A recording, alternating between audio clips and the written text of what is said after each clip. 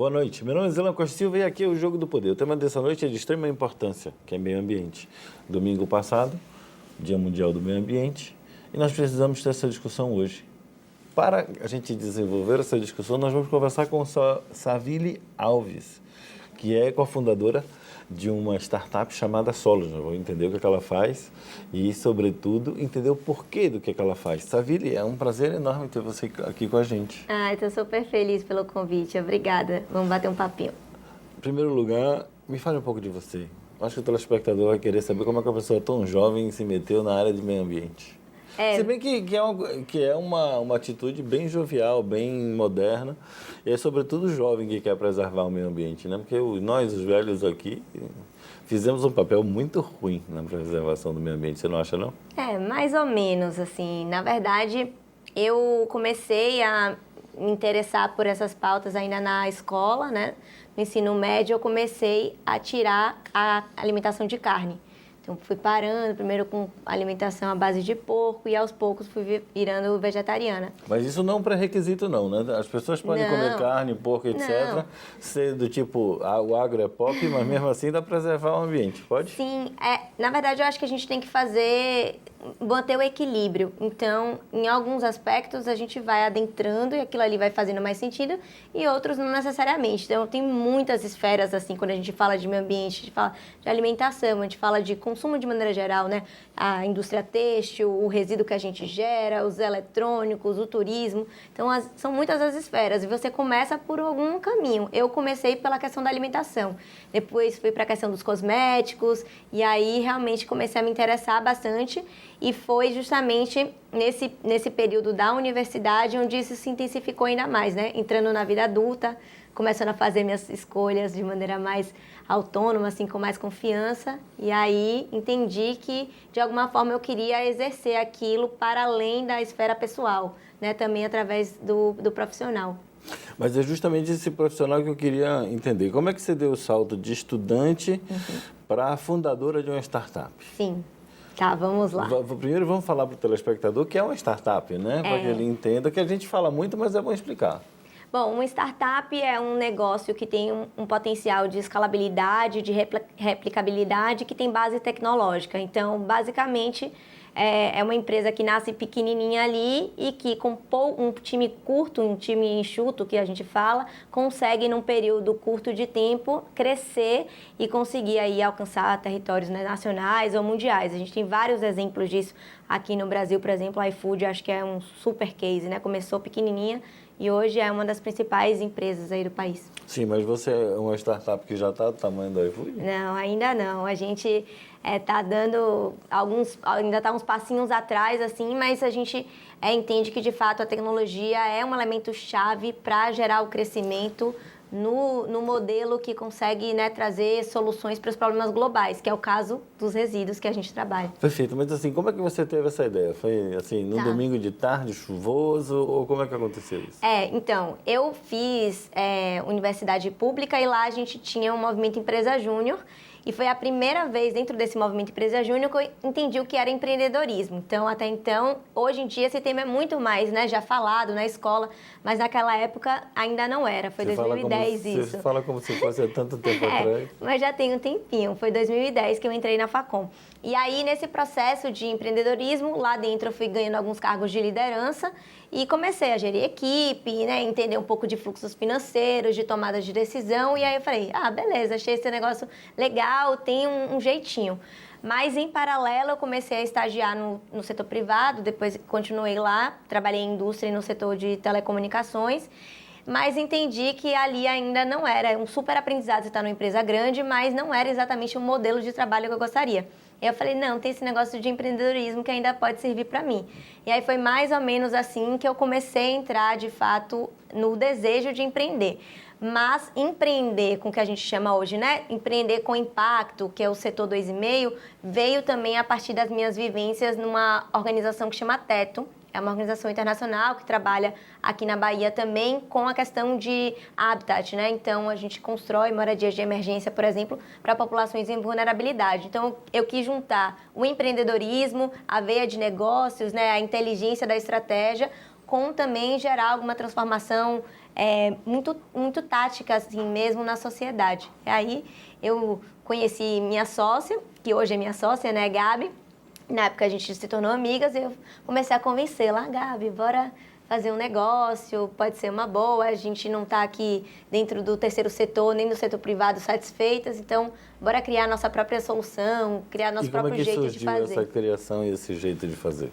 E aí a gente começou a trocar muitas ideias, mas mais do que isso, eu brinco sempre que a Solos, ela nasceu numa universidade de negócios, então logo nos nossos primeiros meses, assim, a gente conseguiu passar num edital de pré-aceleração, né, que hoje já existem no mercado muitas oportunidades de negócios. Mas quando você entrou nessa fase de pré-aceleração, você já tinha um modelo de negócio todo na cabeça? Não, eu tinha a ideia, eu sabia que eu queria trabalhar com resíduos, que esse era um problema que eu estava disposta a resolver, e ali no processo da pré-aceleração, com vários mentores, então a gente se mudou para São Paulo, porque era lá.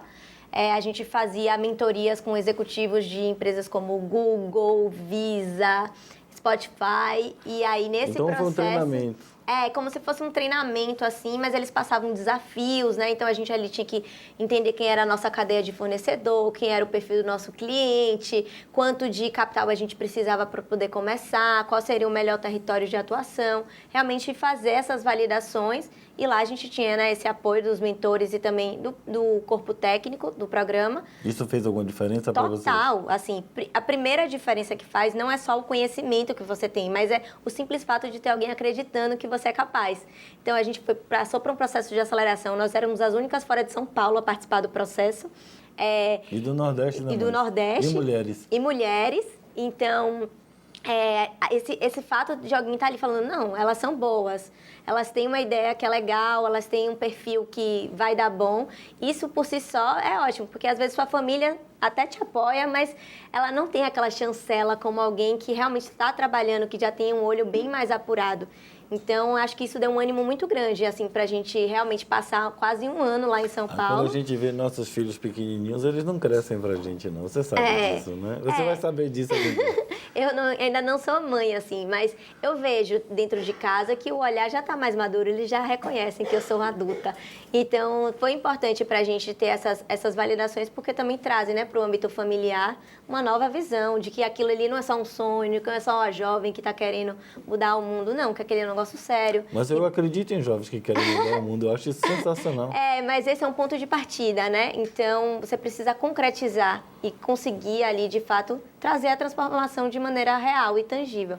Então, esse processo foi importante e a gente falou, beleza, a gente foi até o final, recebemos ali todo o suporte e aí a gente, de fato, fundou mesmo a empresa, né? Abriu o CNPJ, começou a pagar imposto, aqui em Salvador. Aqui em Salvador. A gente entendeu que a gente queria trabalhar aqui no Nordeste. A gente, no primeiro momento, a nossa estratégia era crescer no Nordeste. Mas aí, com o passar do tempo, na verdade, o mercado foi chamando, né, também para o Sudeste e para o Sul do país. Tá, isso tudo eu vou querer saber detalhadamente, mas já no próximo bloco, tá certo? Tá certo. Vamos conhecer essa história de sucesso, a história da Solos com Savile Alves. Rapidinho, voltamos já já.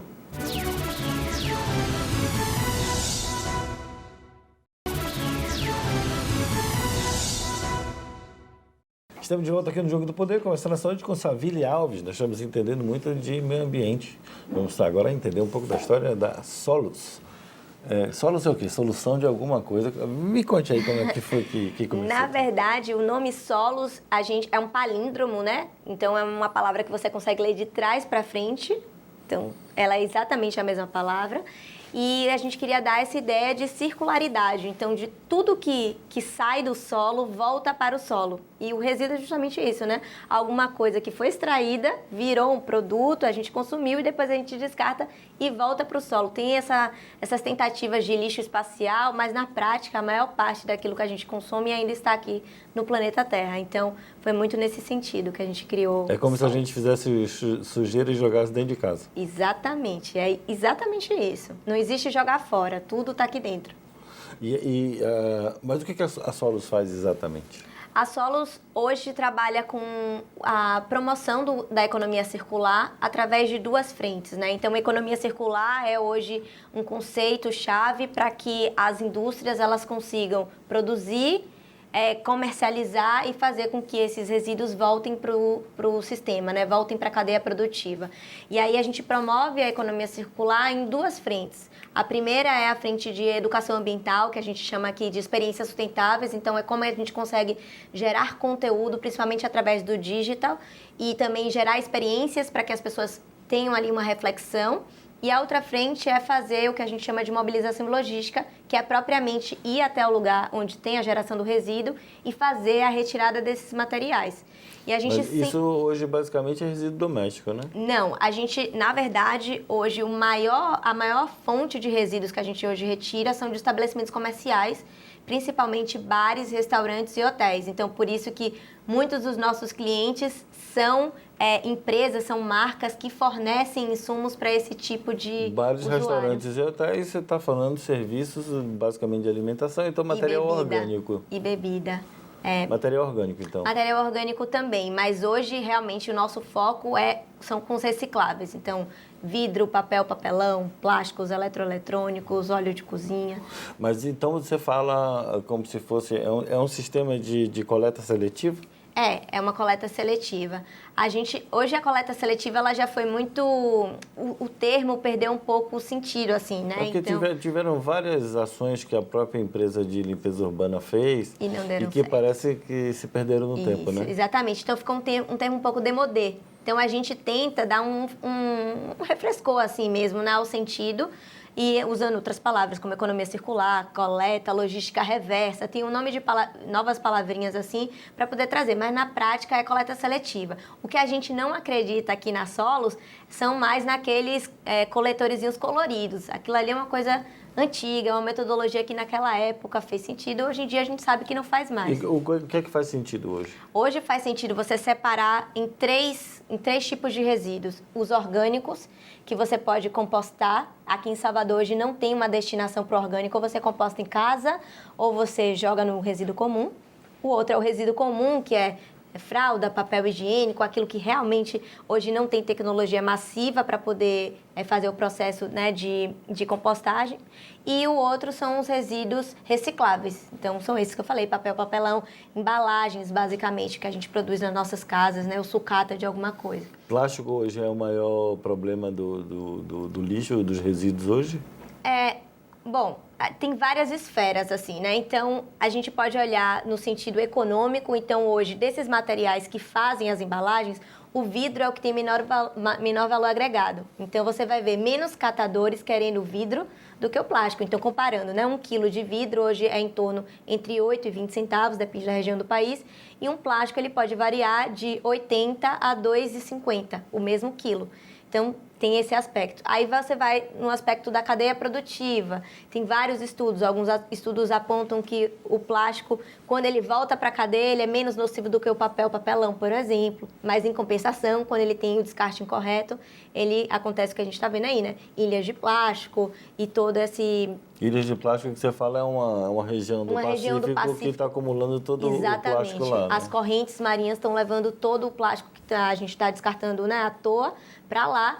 E aí a gente ainda não sabe exatamente as consequências dessa degradação, porque o plástico ele foi um material feito para ser durável. Então, quando lá, sei lá quem foi que inventou o plástico, teve essa ideia, falou, fazer um negócio aqui que vai durar, que não vai dissolver que nem o papel. Então, ele fez um negócio para durar centenas de anos. E, de fato, está durando. Só que não no lugar e nem na função que ele foi criado. Então, esse é um desafio. Aí vocês começaram o seu negócio aqui em Salvador e vocês começaram como exatamente? Qual foi o modelo que vocês implantaram? Então, a gente, no início, que foi nosso case de insucesso, então a gente pensou que a gente iria trabalhar os resíduos em loco, ou seja, dentro, né, sempre a gente foi um negócio B2B, ou seja, empresa que vende para uma outra empresa, a gente nunca fez um modelo de vender para o consumidor final, e a gente achou que no início a gente ia vender para as indústrias para reciclar o que elas estavam gerando lá dentro. Só que na prática, isso já até que acontece. O resíduo que a gente chama pré-consumo, no Brasil ele já tem uma boa circularidade, ele já está voltando de volta para a cadeia. O grande gargalo é o resíduo pós-consumo, ou seja, é o resíduo que está espalhado pelas nossas casas, pelos pequenos comércios, né? E por aí vai. E aí foi que a gente viu, de fato, uma oportunidade. Porque hoje as empresas, e essas grandes marcas, ou empresas que estão ali dentro da cadeia da embalagem, ela precisa de soluções que vão gerar, ou pegar na casa onde está sendo gerado, ou, né, fazer sistemas de pontos de entrega voluntária, que a gente chama PEVs, para que as pessoas vão até esse lugar fazer o descarte. Então, aí foi quando a gente começou a fazer dinheiro. A gente passou 8 meses sem fazer dinheiro, patinando, achando que a gente ia conseguir, que só faltava um pouquinho. E no final não deu mesmo. E quando a gente entendeu, teve um insight de que, na verdade, a gente precisava ir para o resíduo pós-consumo, foi que a chave começou a virar. Você não acha que, por exemplo, eu posso até estar falando a tolice, mas é bom, aqui a gente pode falar qualquer coisa, até besteira. E aí, por exemplo, vale a pena pagar pelo consumidor, pelo lixo que ele produz? Com certeza. Os países onde tem, de fato, taxas relevantes de reciclagem, que não é o caso do Brasil, é a Alemanha, Japão, o consumidor, ele é onerado, né?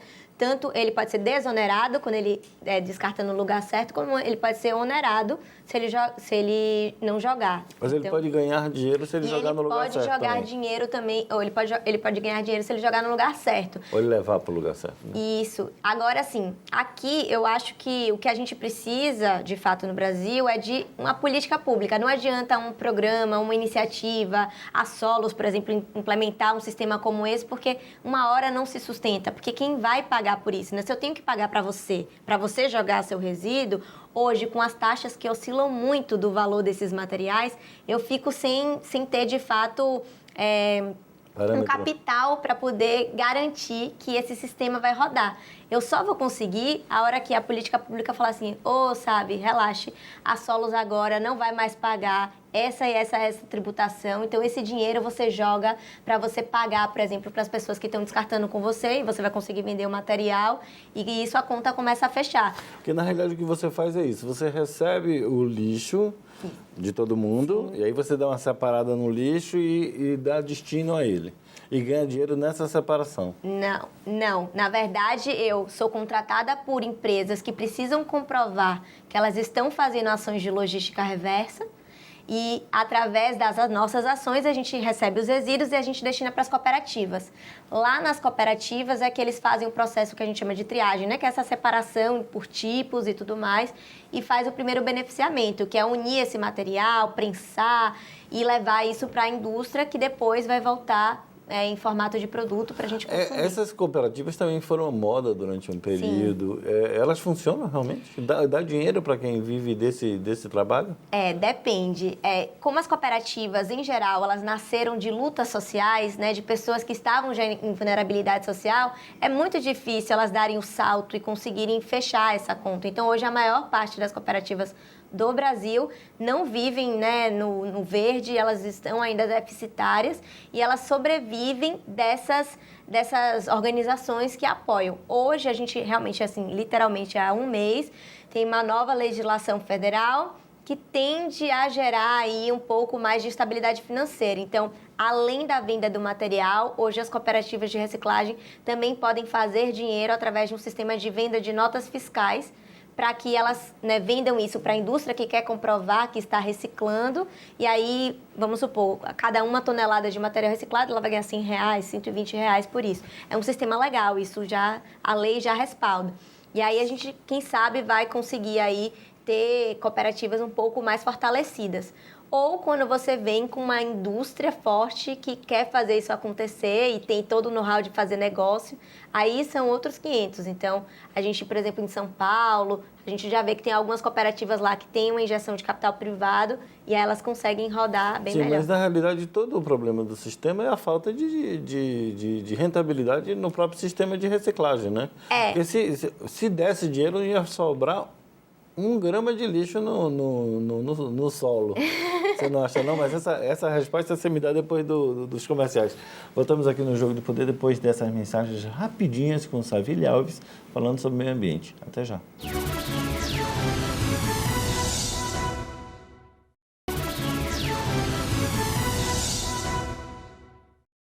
Estamos de volta aqui no Jogo do Poder, conversando com Savile Alves, que é cofundadora da Solos. Nós estamos falando sobre meio ambiente, Semana de Meio Ambiente. Savile, no bloco passado eu fiz a provocação para você. se a gente der uma equação econômica viável para a questão da reciclagem, não vai sobrar uma grama de lixo, né? No caso do alumínio, por exemplo, a gente já vê, o caso é de sucesso aqui no Brasil. Então, a lata de alumínio não alcança o solo, ela para no meio, porque entre você jogar no chão, já veio um catador e pegou. Porque, de fato, tem valor agregado, a indústria já está conseguindo ali rodar plenamente.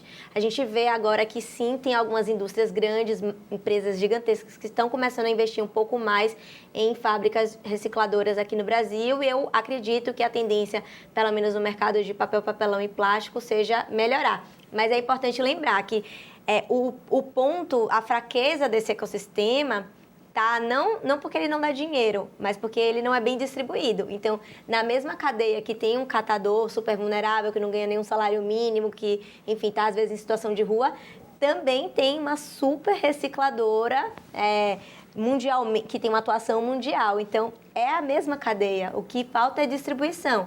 E, às vezes, interesse ou política pública para poder fazer aí uma fiscalização, Isso é uma a velha moderação. história do mundo, né? Oi? É a velha história do mundo. Desequilíbrio na repartição das oportunidades dos ou dos recursos, não é? Exatamente. Na reciclagem não é diferente, não. E o propósito da Solos é resolver essa questão? Também, hoje a gente acredita que a profissionalização do catador é o caminho. Então, hoje a gente tem evitado trabalhar com catador autônomo, que é vulnerável, né? E muito mais influenciado ele a se associar a uma cooperativa, para que através dessa cooperativa ele tenha acesso a direitos, né, trabalhistas, ele tenha acesso ali à qualificação, EPIs, coisas que são muito básicas. Então a gente tem injetado mais recursos e tempo mesmo em fortalecer essas cooperativas e passar isso para os nossos clientes, que são empresas gigantescas. Então, é realmente fazer um trabalho ali de mudança de mentalidade. E não só de assistencialismo. Como é que fica esses dois polos? Porque vocês estão no meio de, você falou, empresas gigantescas. Uhum. Empresas gigantescas falam de poderio econômico e capacidade de dizer o que quer. Sim. Do outro lado, você tem catadores hipossuficientes, frágeis, sim, que às vezes não conseguem alcançar o mínimo necessário para a sobrevivência. Como é que vocês funcionam nesse ecossistema, que é a palavra que você gosta? A gente faz o mesmo processo de intermediação, né? Então, eu falo assim, no mesmo dia eu estou lá na cooperativa, no mesmo dia, às vezes, eu estou com um diretor de uma super empresa para tentar fazer a conciliação. Então, as cooperativas, como eu falei, às vezes elas vêm de movimentos sociais, elas têm um discurso muito mais de enfrentamento, né, e menos de negociação. E as corporações, as companhias, elas também querem se defender, né? Elas têm ali, precisam manter a reputação delas bem. Então, o que a gente faz... Algumas nem ligam para isso. Mas as que a gente trabalha ligam, viu? Estão bem atentas. Isso vale hoje muito dinheiro, né? Sua imagem vale muito dinheiro. Isso é uma coisa que os empresários ainda vão começar a aprender. Porque, na realidade, todo mundo aprende com o tempo. Sim. Mas eu acho que essa questão de meio ambiente e sustentabilidade... é uma questão fundamental para o futuro. Com certeza. Para o futuro e para o presente. Quem perceber. Para o presente, porque o futuro não demora, né? Então, daqui a pouco já chegou. A gente precisa realmente... O futuro está um segundo de distância. Então, a gente realmente precisa intensificar mesmo essas políticas e fora que essas empresas grandes, elas têm também atuação em outros países, fazem compromissos que são internacionais. Então, algumas coisas dependem, sim, da legislação local, né, do país ou do estado, do município que elas estão, mas algumas outras têm a ver também com outros acordos que... Mas esses são os sujeitos, né? Tem os catadores, você tem as empresas. E como é que fica o poder público nessa história? O poder público deveria fiscalizar, deveria propor as leis, desonerar essa cadeia. Então, cooperativa paga imposto. Na verdade, reciclar hoje no país tem uma carga tributária maior do que você fazer por matéria virgem. Então, são algumas incoerências, assim, né? Assim como a gente tem... nas cidades, as políticas públicas de coleta sendo muito associadas apenas ao destino como o aterro sanitário. Então, aqui em Salvador, por exemplo, a gente não tem política pública que fale assim, ó, na hora que ela lança lá a licitação, olha, você tem empresa que vai ganhar essa licitação, você tem que garantir que, sei lá, 20% do resíduo vá para a coleta seletiva, vá para uma cooperativa, volte para a indústria. Não tem. Mas tem lá dizendo, você tem que ter um caminhão compactador, o caminhão compactador não serve para reciclar, reciclar, tem lá dizendo que você tem que destinar isso tudo para o aterro sanitário. Então, mas você está tratando de um negócio que envolve somas significativas e que tem muita gente poderosa nele. Exato. Então, e como é que você vai resolver esse problema com esse pessoal aí? Tem esses interessados, mas também tem outros interessados, né? Então, a própria indústria ela já está começando a fazer as contas dela e ela sabe, por exemplo, hoje a gente já vê, né? Tem notícias aí, indústrias cervejeiras que já estão criando suas próprias fábricas para reciclagem do caco do vidro para envasar sua própria cerveja. Então, essas empresas que antes estavam ali pensando só no produto final, já estão começando a pensar na cadeia inteira, porque elas são corresponsáveis e elas estão fazendo as contas. Então, eu acredito também que elas vão conseguir aqui... Explique essa corresponsabilidade aí, do ponto de vista de responsabilidade ambiental aí, que eu acho que o telespectador deu um salto que eu também dei. Hoje existe uma política nacional, né, que é a Lei 12.305. Lá é um marco que vai dar algumas diretrizes sobre a reciclagem e o destino correto dos resíduos, sobretudo das embalagens. E aí lá ele vai falar, olha, o poder público é corresponsável, a empresa que fez a matéria-prima é responsável, a empresa que botou o produto, né, uma empresa de chocolate que botou o chocolate dentro daquela embalagem também, ela é responsável. Sim, mas ela é responsável de que Ela é corresponsável por aquele resíduo. Todo mundo, toda essa galera é corresponsável por esse resíduo. Pode multar? Pode... Então, aí tá o gap, né? A falha da gente, que a gente diz não deve fazer, ou você deveria estar fazendo, mas não diz se você não fizer o que vai acontecer com você. Hoje, quem meio que... Menino malvado, é só isso? É só uma boquinha? E não é. Então, aí, a partir dessa política, começou a se fazer um acordo setorial. Então, hoje existe um acordo setorial para as empresas que têm uma correlação com embalagens. E lá elas têm uma meta, e aí o Ministério Público que fica mais próximo, né, para poder realmente verificar se elas estão comprovando ou não. E aí tudo isso é imputado hoje dentro do Ministério do Meio Ambiente. Por isso que aquelas notas que eu falei no bloco passado, né, essa compra de notas hoje ela é importante, porque todas as empresas que colocam essas embalagens, elas querem ter acesso às notas que vão dizer que ela está colocando investimento ali, né, para que esse material possa voltar para a cadeia. E você acha que isso vai ser produtivo? Você está sentindo a mudança na prática, no dia a dia? Sim, mudança na prática total, assim. Então, você vê o tema sendo mais falado, o problema sendo mais percebido, mais dinheiro sendo reservado, aquele acrônimo em inglês, né, de ASG, que é uma sigla para o ambiental, social e governança, ele já está sendo muito mais implementado mesmo, então as empresas estão de olho em iniciativas que estejam correlatas. Você não acha que isso é só um modismo, não? O que a gente tem que ver é se isso vai se perdurar, o que o mercado financeiro vai dizer, né? Porque no final das contas é tudo o mercado financeiro quem regula, então também o ASG é fruto do mercado financeiro, então as empresas estão recebendo investimentos se elas comprovam que tem iniciativas relacionadas a essas três frentes.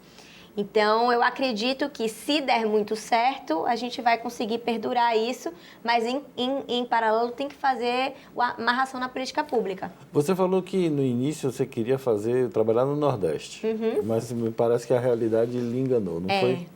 O mercado aqui ainda, eu tenho poucos concorrentes locais, né? Pouquíssimos, raros no Nordeste inteiro, mas, em compensação, também, os meus clientes, eles ainda têm um pouco de receio de investimento aqui. Então, eles precisam investir ainda em São Paulo, no Rio, ou até no Sul. E aí, nossos clientes que começaram a trabalhar com a gente aqui, começaram a levar a gente descendo, né? O país, a gente achou que a gente já está subindo o país, não, a gente foi descendo realmente para implementar as nossas soluções em outros estados do Sudeste e do Sul. Você tem feito isso? Sim, hoje a gente tem feito essa atuação também nesses estados. Aí eu lhe pergunto, é mais fácil fazer isso no Sul-Sudeste do que no Nordeste? Não, eu não considero que é mais fácil lá. Eu acho que tem mais oportunidades de investimento, mas em termos operacionais, a operação ela é muito parecida hoje que a gente faz aqui e em outros estados. Lá tem mais excesso de dinheiro, não é isso? Lá tem mais excesso de dinheiro, tem mais prioridade do investimento. Então, todo mundo quer primeiro mostrar que está fazendo em São Paulo, para depois mostrar se está fazendo em Salvador, Maceió, Recife, Belém. A gente continua no próximo bloco, voltamos aqui no Jogo do Poder, depois dessas mensagens comerciais, rapidinho, até já.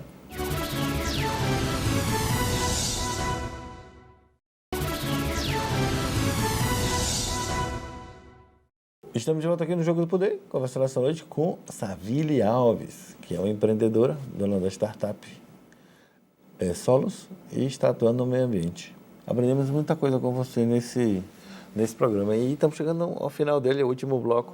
Eu queria falar um pouco das inovações. Que inovações vocês já trouxeram para o mundo?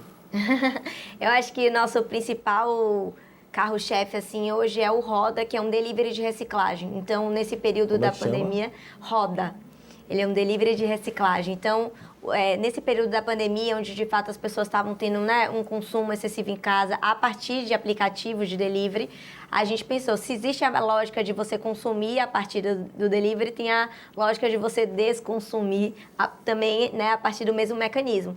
E aí foi assim que a gente criou. Ele tem uma base tecnológica que a gente está cada vez mais ali aprimorando para que as pessoas tenham, através de um clique, um acesso prático, né, confortável, democrático à reciclagem. Para que a gente não tenha aí pessoas não reciclando porque na minha rua... Eu estava em casa consumindo, deixa eu interromper, deixa eu me explicar. Eu estava em casa consumindo e aí eu comprei uma pizza, comprei no supermercado e guardei tudo, sobrou aquelas embalagens todas. Aí eu ligo para vocês, é isso? Você acessa, a gente tem um número de WhatsApp ou ligação e a gente tem também um sistema que você vai lá fazer o seu cadastro. Ele é um site, na verdade, e você faz o seu cadastro e o agendamento. Então, a gente sempre lá na hora que você for fazer o agendamento, ele vai pedir ali algumas informações, inclusive mais ou menos quanto de resíduo você tem, para que a gente possa depois criar as rotas, né? Porque eu posso ir na sua casa pegar só um canudinho? Posso, mas o ideal é que a gente vá pegar um canudinho, algumas embalagens. Então, para a gente ter uma noção do volume de resíduos. E eu pago por isso. Você não paga por isso. Hoje o serviço ele é gratuito, hoje a gente entende que a gente precisa primeiro aculturar as pessoas, né, para que elas possam ali... Eu gostei desse negócio, me explique direitinho aí. Sim. Como é que o meu telespectador vai poder entrar em contato com você? Bom, para poder o lixo dele ser coletado dessa forma em casa. É só entrar no nosso Instagram, @alimentesolos, e lá tem já o link para você fazer o acesso e cair direto nesse... devagarzinho, vá. É @alimentesolos.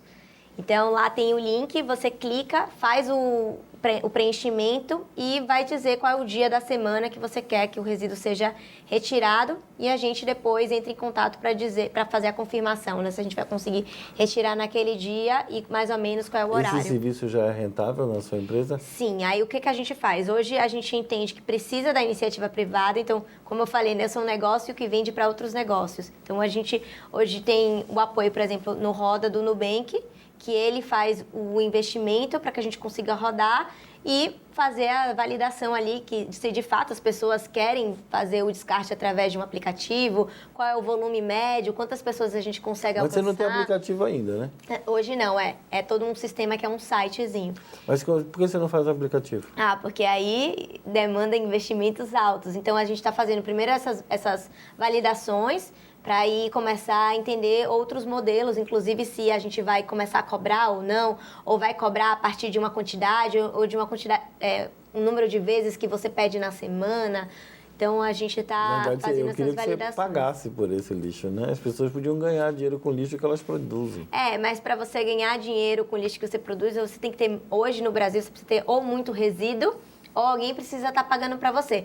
Todos hoje, absolutamente todos os programas e iniciativas que te dão alguma coisa quando você entrega seu resíduo, é porque tem alguém que está pagando por isso, que em geral é iniciativa privada. Todos, não existe nenhum no Brasil. Sim, mas ele está pagando porque isso interessa a ele. A iniciativa privada, exatamente. Assim como hoje o Roda, você tem o benefício do Roda, você não precisa sair de casa, né? Em geral, a maioria dos programas você precisa se deslocar até um lugar para fazer a entrega e você pode ganhar algum benefício com isso ou não. Tem alguns que você não pode fazer uma parceria com a Limpurb que chega em todos os lugares? Mas aí você mexe, né, com a burocracia mesmo, né? E hoje a política pública de Salvador de coleta porta a porta não é essa. E você consegue ter interlocução com esse pessoal para mudar um pouco esse aspecto? Sim, a gente hoje, a Limpurb é parceira das nossas ações. Agora, por exemplo, a gente está com a ação que a gente fez em relevância ao Dia do Meio Ambiente, né, que é o Braskem Recicla, e a Limpurb é a nossa parceira, a CECIS, que é a Secretaria de Sustentabilidade e Resiliência também, aqui no município. E em todas as cidades a gente sempre conta com o apoio da Prefeitura para realizar, porque a gente entende que eles têm os mecanismos, têm infraestrutura, tem às vezes o conhecimento também de onde esse resíduo está sendo gerado, mas a burocracia do Estado às vezes não permite essas mudanças estruturais. Então o que a gente hoje consegue fazer junto com as prefeituras são ações itinerantes, ações pontuais, né, ações que vão ali durante aquele período fazer um boom, fazer uma diferença, mas não de maneira estrutural, que mexe com todos aqueles interesses que a gente estava conversando. Como é que você se vê daqui a 10 anos? Bom, eu espero daqui a 10 anos ter já uma atuação nas 5 regiões do país. Então não é mais Nordeste agora, ficou-se mais ambicioso. Sim, o projeto cresceu, a ideia cresceu, a gente viu que realmente tem oportunidade, todas as 5 regiões têm carência nesse aspecto. A gente pensa também em ir para o que a gente chama de B2G, que é trabalhar também com venda para o governo, né? Trazer soluções de maneira um pouco mais estruturais para que os governos possam fazer a contratação. Mas, para isso, a gente também precisa que os governos estejam com a sua malha burocrática mais adepta para as startups, porque nós não temos a mesma configuração de uma empresa convencional, né, tradicional, que tem aqueles todos os pré-requisitos de tudo igual há muito tempo. Justamente o que a startup tem de diferente, de valor, é que ela muda num período muito curto. Então, a gente está sempre se aprimorando. Deu errado, a gente já vai pensar numa nova maneira de dar certo e vai validar isso e vai crescer e vai implementar. As empresas tradicionais não, às vezes elas ficam muito tempo naquele mesmo modelo e elas demoram um pouco mais de trazer as inovações. Você já despertou assim o olhar ambicioso dessas empresas investidoras internacionais? Bom, a gente tem alguns fundos, como a gente já participou de algumas acelerações, né, do BNDES, por exemplo, que é, enfim, um banco super relevante, BID, CAF. Então, a gente já teve algumas conversas assim, mas hoje o nosso olhar de investimento está indo mais para fundos privados. Esses fundos privados têm interesses privados, né? Tem interesses privados. E você acha que isso vai provocar um incremento na Solos? Com certeza, assim, a gente sabe que o capital faz diferença para você crescer em time, em tecnologia, né? Ter muito mais celeridade ali em conseguir alavancar as nossas ideias e o nosso potencial. Mas o seu modelo de negócio serve apenas para o Brasil ou você acha que se enquadra em qualquer lugar do mundo? Se enquadra em muitos lugares do mundo, sobretudo aqueles que não têm um sistema de coleta seletiva implementado. Então, por exemplo, na Alemanha eu não vejo tanta oportunidade para a gente, mas em outros países aqui da América do Sul, alguns países da Europa também, que não estão... O que a Alemanha faz diferente do Brasil? Se você disser tudo, eu vou ficar zangado com você. Bom, acho que o principal que ele faz é que hoje ele desonera e onera você pelo descarte correto.